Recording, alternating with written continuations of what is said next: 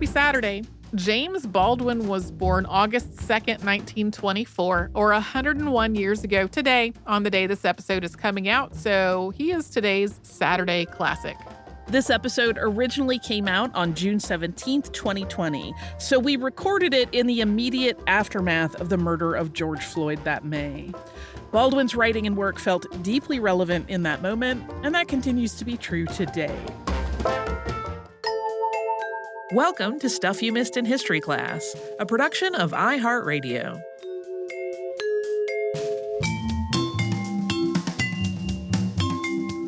Hello and welcome to the podcast. I'm Tracy V. Wilson. And I'm Holly Fry. The last thing we recorded before I got to work on today's episode was our June 5th behind the scenes. And if you've listened to that, I was clearly having a hard time figuring out what to do next. And when I remembered that I'd had James Baldwin on my list for a while, my inward response was like, yes, obviously, James Baldwin, of course. Why didn't you even think of this before? This description by Juan Williams in a piece called Baldwin, the Witness's Testament, which was published in the Washington Post the day after Baldwin's death in 1987, illustrates why I had that response. Quote, given the messy nature of racial hatred, of the half-truths, blasphemies, and lies that make up American life, Baldwin's accuracy in reproducing that world stands as a remarkable achievement. His accuracy was key. In his works, the reader could resonate to the sounds of the street corner, as drawn by Baldwin, could feel the anger of Black Americans so long denied a role in American life, as Baldwin wrote about that anger. Black people reading Baldwin knew he wrote the truth. White people reading Baldwin sensed his truth about the lives of Black people and the sins of a racist nation. Interest in James Baldwin's work has just really grown in the United States over the last several years in conjunction with the Black Lives Matter movement. His 1963 book, The Fire Next Time, is frequently on anti-racism reading lists. Sometimes it's paired up with Ta-Nehisi Coates' Between the World and Me, which was inspired by it, or with The Fire This Time, A New Generation Speaks About Race. That's a book that came out in 2016. Basically, James Baldwin was a brilliant essayist and one of the chroniclers of the civil rights movement and a really powerful voice against racism, and that is why we are talking about him today. So we're going to start with his background. James Baldwin was born James Arthur Jones in Harlem, New York on August 2nd, 1924. His mother was Emma Burtis Jones, and she was a domestic worker. When James was born, Emma was not married, and she never told him who his biological father was. When James was 3, his mother married David Baldwin, who was a factory worker and an evangelical minister, and they went on to have 8 children together. The family was really poor. They were living in a part of Harlem that Baldwin later called Junkies Hollow, and part of James's early years also took place during the Great Depression. David Baldwin was strict, unyielding, authoritarian, and cruel, including telling James that he was ugly and reminding him of the circumstances of his birth. And of course, that was heavily stigmatized at the time. As an adult, Baldwin described the whole household constantly working to appease his stepfather. James also said David taught him to fight because he had to continually fight back with patience and a kind of ruthless determination, because I had to endure it, to go under and come back up, to wait. James Baldwin attributed his stepfather's treatment of him and his mother and siblings as being the product of living as a proud man in a racist society where he just could not make enough money to really support his family. And Baldwin also credited his younger siblings as being a big part of what kept him off the streets and largely out of trouble in his youth. As the oldest, James was always helping to look after the younger ones, and that was something he described doing with a book in one hand because reading became one of his biggest means of escape.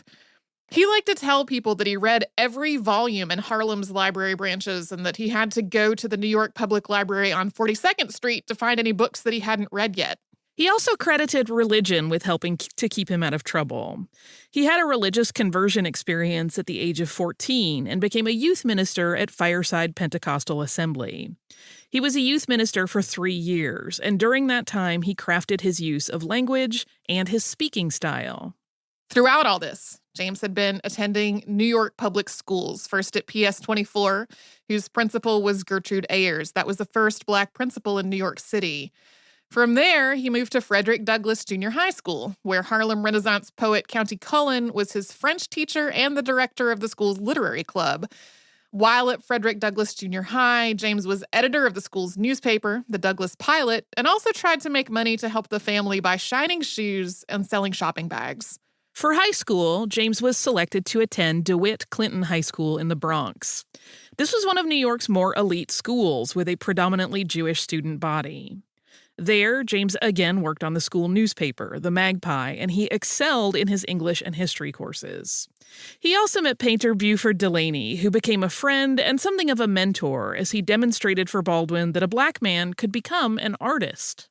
James didn't do nearly as well in his other courses as he did in English and history, and his high school years were personally very turbulent. In addition to all the stresses of his home life, he had started to question his sexuality.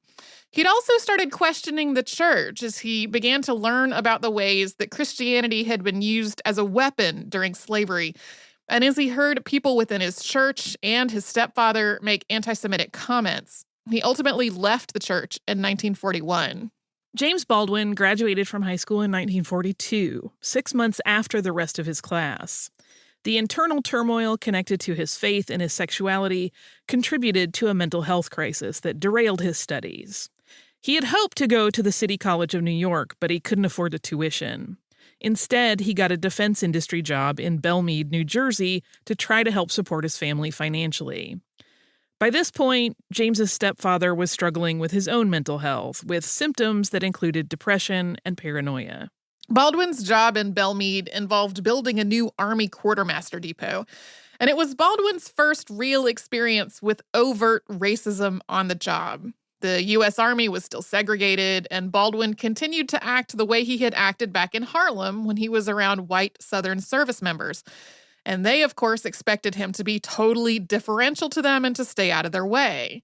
Of course, racism had existed in Harlem as well, but this was a whole different set of social expectations and consequences. Baldwin described this experience as learning what it meant to be a Negro.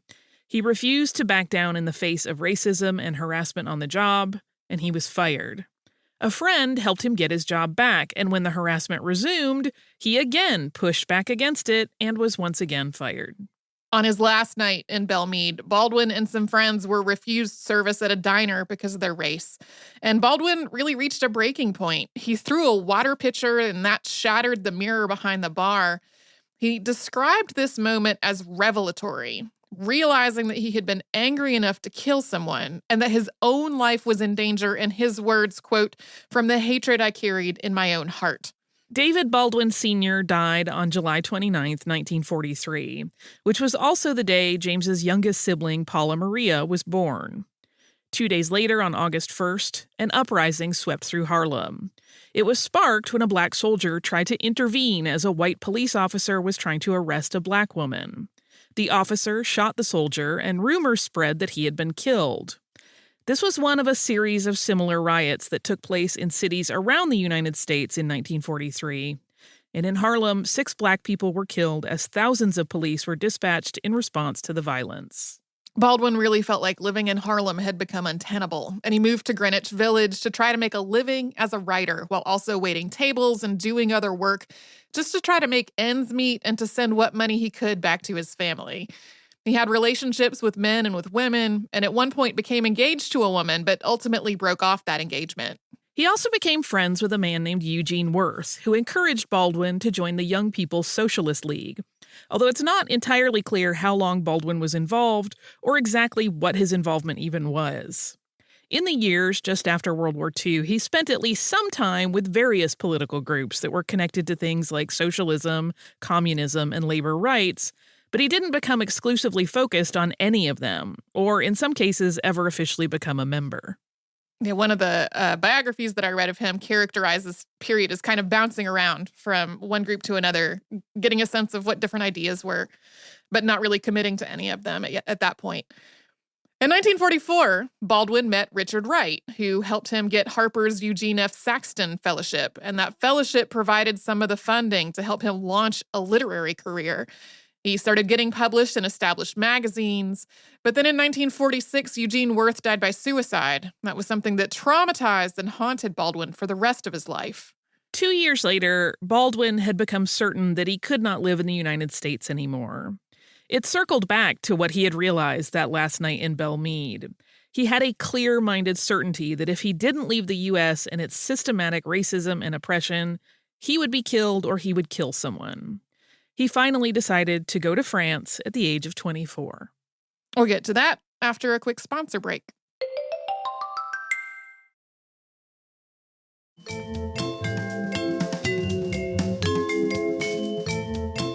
James Baldwin left for Paris on November 11th, 1948, using the last of the money from a fellowship to pay for a one-way ticket by sea. Beyond that, he had almost no money, virtually no connections, and nowhere to stay. He also did not speak French. In his words, quote, "I had no idea what might happen to me in France, but I was very clear what would happen if I remained in New York."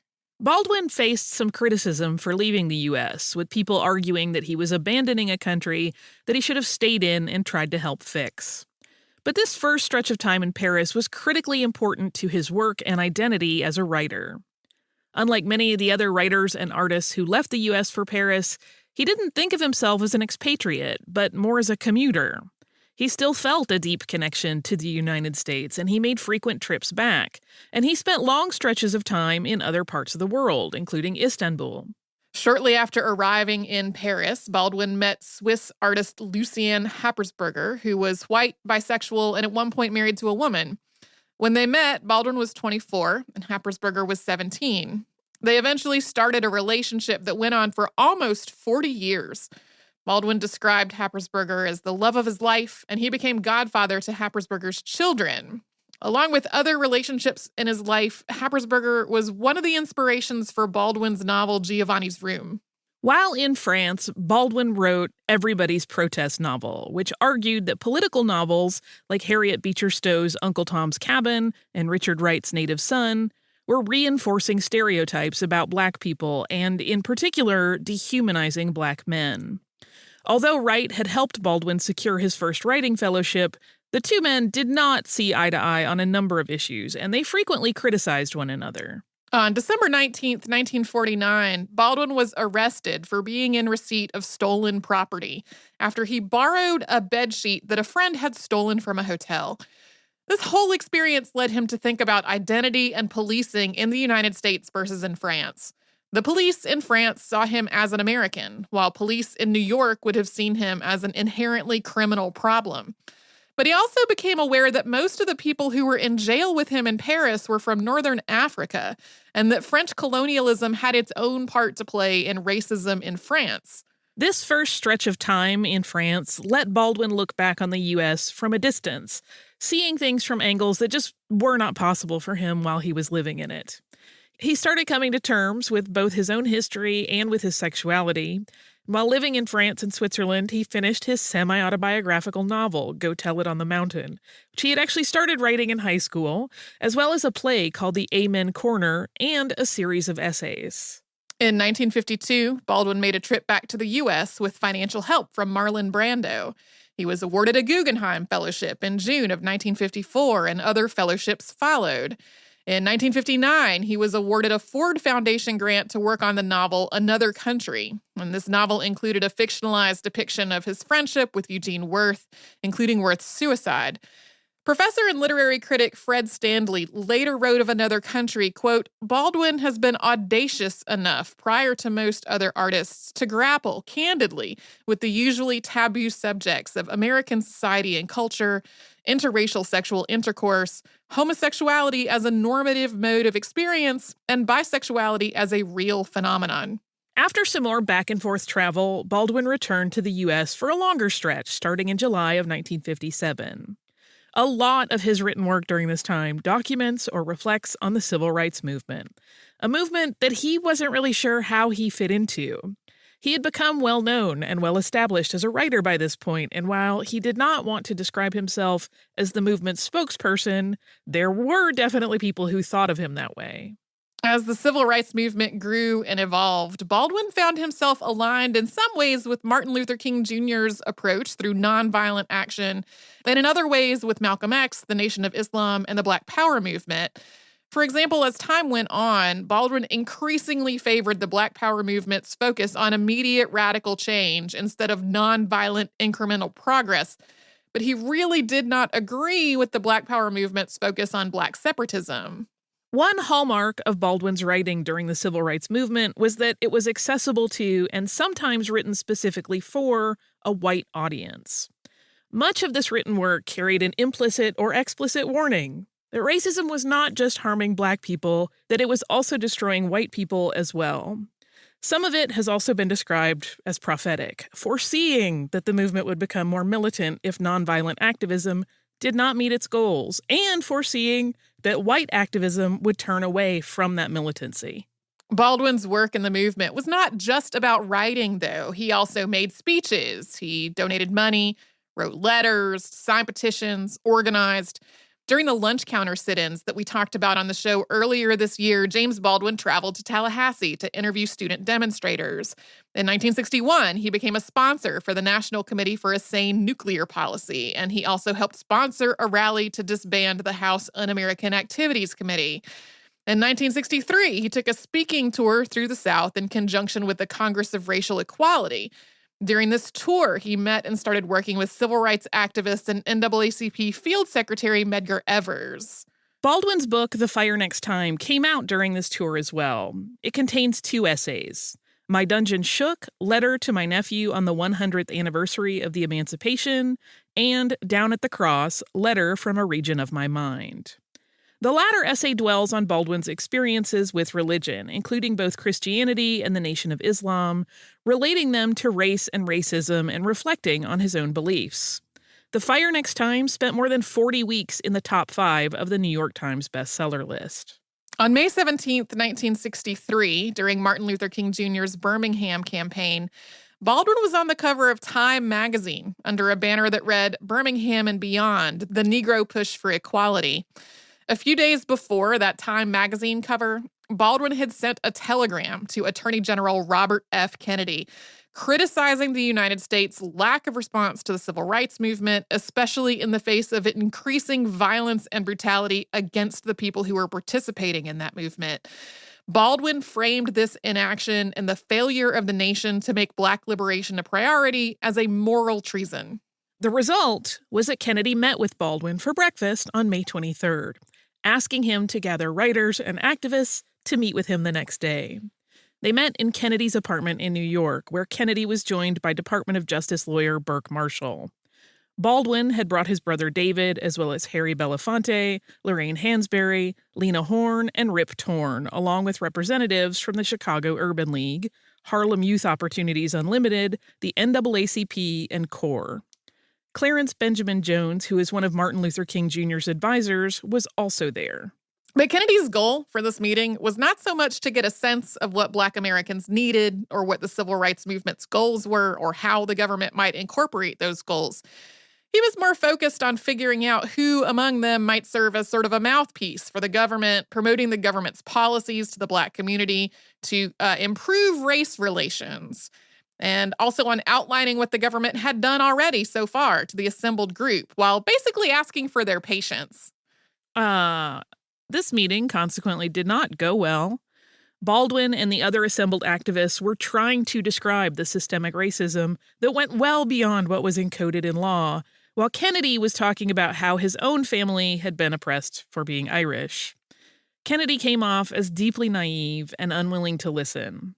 Eventually, Lorraine Hansberry walked out, and several others followed. Afterward, the FBI started monitoring Baldwin, placing him on its security index of potentially dangerous people, and amassing a file on him that was more than 1,700 pages long. This meeting, though, while not immediately successful, is often credited with starting to shift Robert Kennedy's perspectives, leading him to encourage his brother, President John F. Kennedy, to address the nation on the subject of civil rights. Kennedy gave his civil rights address on June 11th, 1963. In the early morning hours of June 12th, Medgar Evers was assassinated in his driveway in front of his children. The culprit was Byron Della Beckwith, who was found guilty of the crime more than 30 years later. Baldwin continued his writing and work during the 1960s, but the assassination of Medgar Evers was the first of a series of events that sort of shifted his work and his outlook. Others included the 16th Street Baptist Church bombing in 1963, as well as the assassinations of two other men that he had known and worked with, Malcolm X in 1965 and Martin Luther King Jr. in 1968. And we're going to get to more on that after we first have a sponsor break.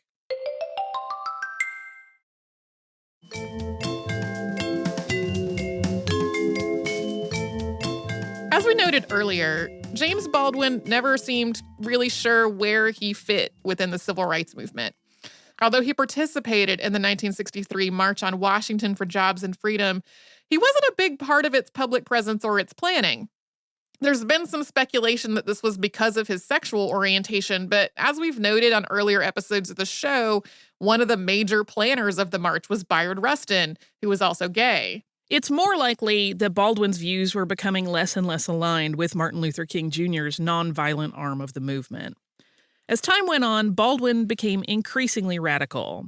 When the Black Panther Party was established in 1966, Baldwin supported many of its efforts, including school breakfast and lunch programs, community health care programs, schools, and armed self-defense programs meant to protect Black communities from violence, including violence at the hands of police.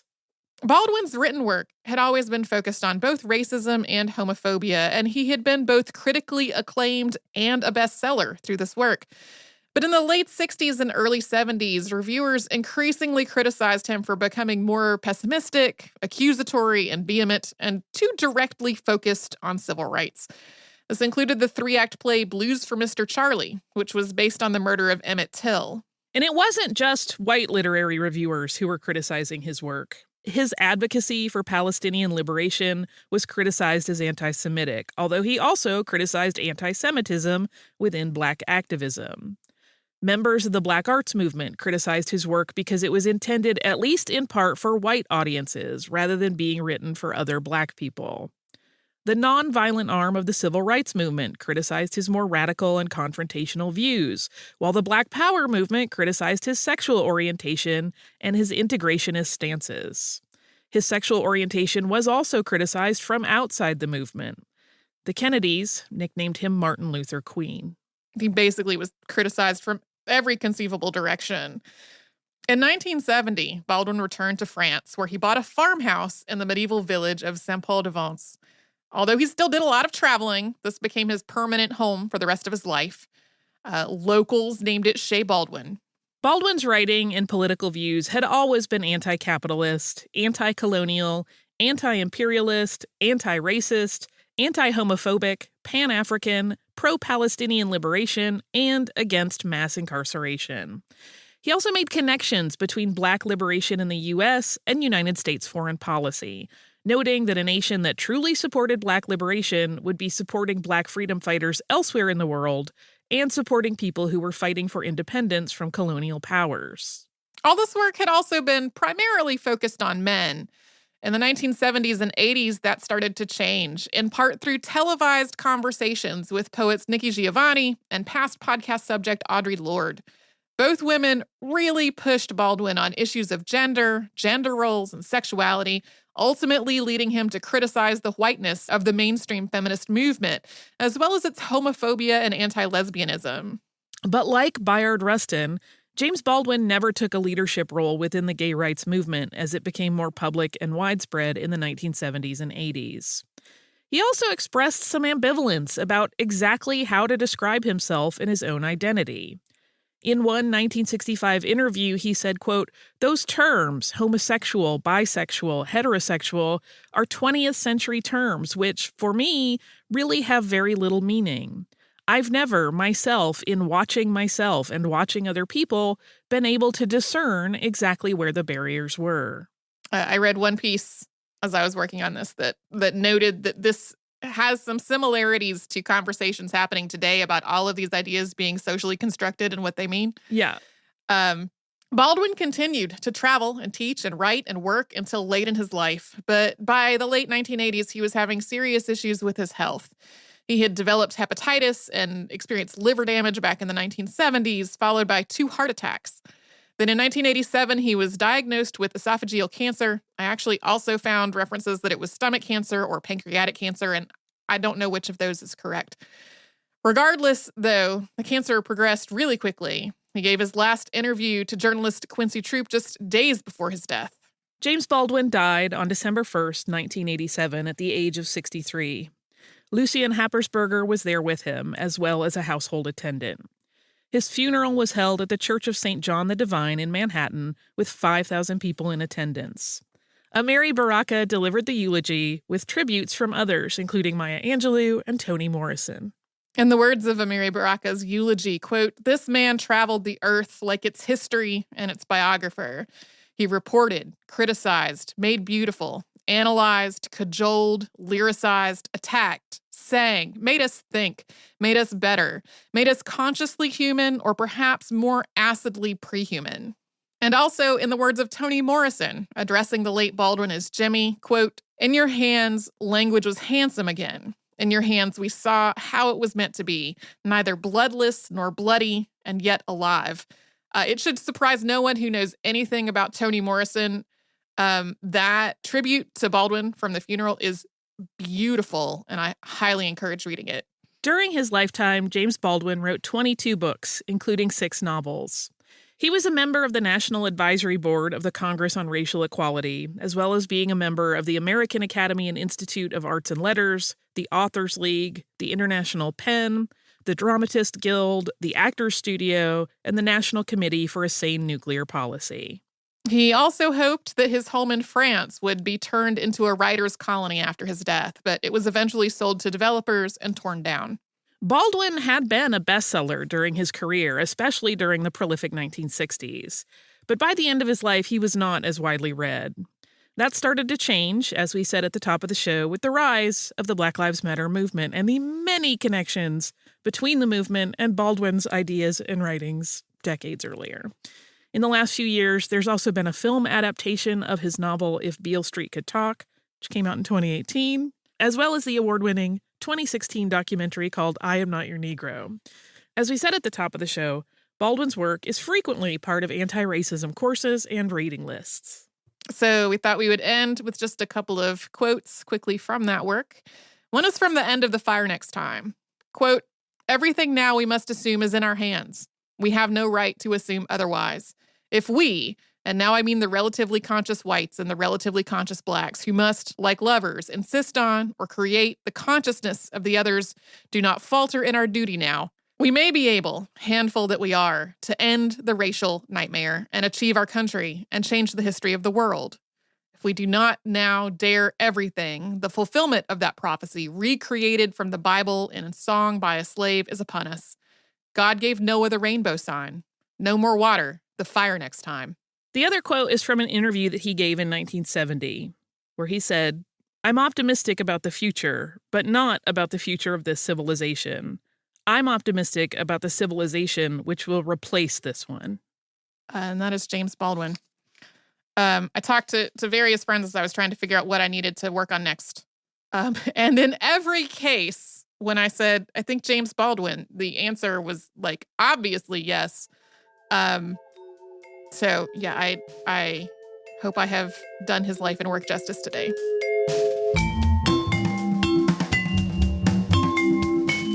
Thanks so much for joining us on this Saturday. If you'd like to send us a note, our email address is historypodcast@iheartradio.com. And you can subscribe to the show on the iHeartRadio app, Apple Podcasts, or wherever you listen to your favorite shows.